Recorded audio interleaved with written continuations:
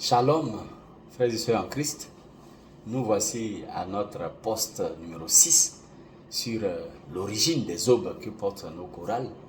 Alors nous sommes là maintenant à la période tôt dans le christianisme, c'est-à-dire les 4 premiers siècles, n'est-ce pas? Dans la période du 1er au 5e siècle, dans les 4 premiers siècles du christianisme, pour dire qu'à cette époque-là, ni le clergé, ni les chorales qui se produisaient soit en public ou soit en privé, n'est-ce pas, ne portaient de robes, ne portaient de tuniques, ne portaient de vêtements ou d'autres tenues de clergé ou de chorale.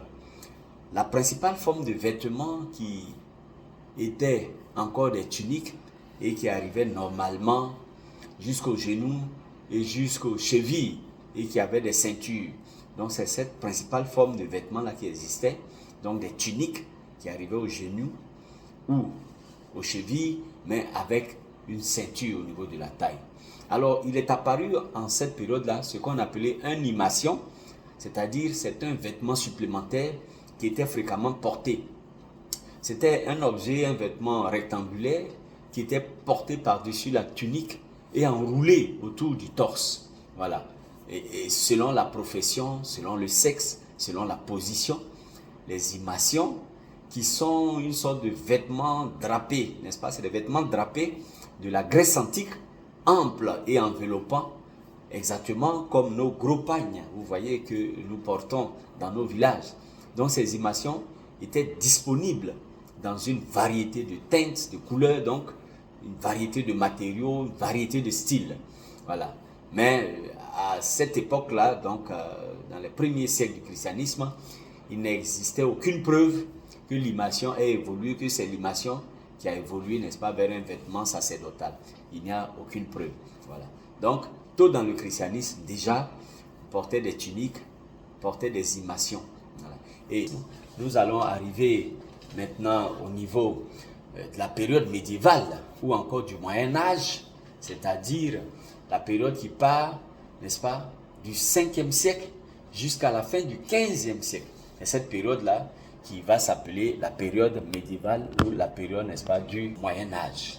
Alors, les chorales chrétiennes de la période médiévale ou du Moyen-Âge, telles que nous les connaissons aujourd'hui, ont émergé alors que le christianisme se répandait en Europe et dans le monde au début, du début à la fin du Moyen-Âge. Voilà.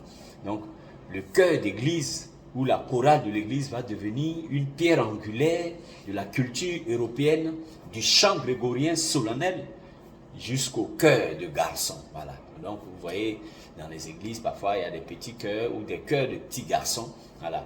Et ça a commencé avec des chants grégoriens. Voilà. Donc certains éléments existent encore aujourd'hui, n'est-ce pas? Cette tenue de chœur de petits garçons ou bien de chœur grégorien existe encore aujourd'hui.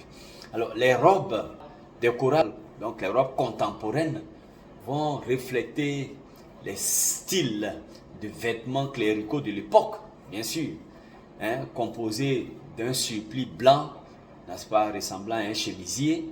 Voilà, donc ça a commencé à la période médiévale avec les robes, avec un surplis blanc, n'est-ce pas, qui ressemble à un chemisier, qui était porté sur une soutane noire. Voilà, donc un chemisier blanc qui était porté sur une soutane noire, c'est-à-dire une longue tunique ample. Voilà, donc c'est ainsi qu'a été développé un costume de chœur, n'est-ce pas, sophistiqué, inspiré des vêtements du clergé contemporain. Voilà comment c'est parti. Donc, période médiévale, développement du christianisme en Europe et dans le monde entier, donc émergence de chorales, n'est-ce pas, qui vont accompagner le développement et la propagation du christianisme, de l'évangile. Donc des chorales vont émerger et il va y avoir cette nécessité-là de distinguer les chorales, les prêtres, les pasteurs, n'est-ce pas? Donc c'est ce qu'ils appelaient eux, le clergé, donc les séparer de l'ensemble des fidèles, donc des laïcs. Voilà comment l'idée va germer. Et puis bon, à l'époque, c'était juste, les tenues étaient composées d'un suppli blanc, comme je l'ai dit, c'est-à-dire un genre de chemisier qu'on portait sur une soutane noire, voilà, une longue tunique ample. Voilà. Mais petit à petit, le costume de chœur ou de chorale va se développer, va devenir sophistiqué et va s'inspirer des vêtements du clergé de l'époque, n'est-ce pas, à laquelle ces robes-là sont attachées. Voilà. Donc à la période médiévale, ces tenues vont s'inspirer, n'est-ce pas, des tenues de cette époque-là.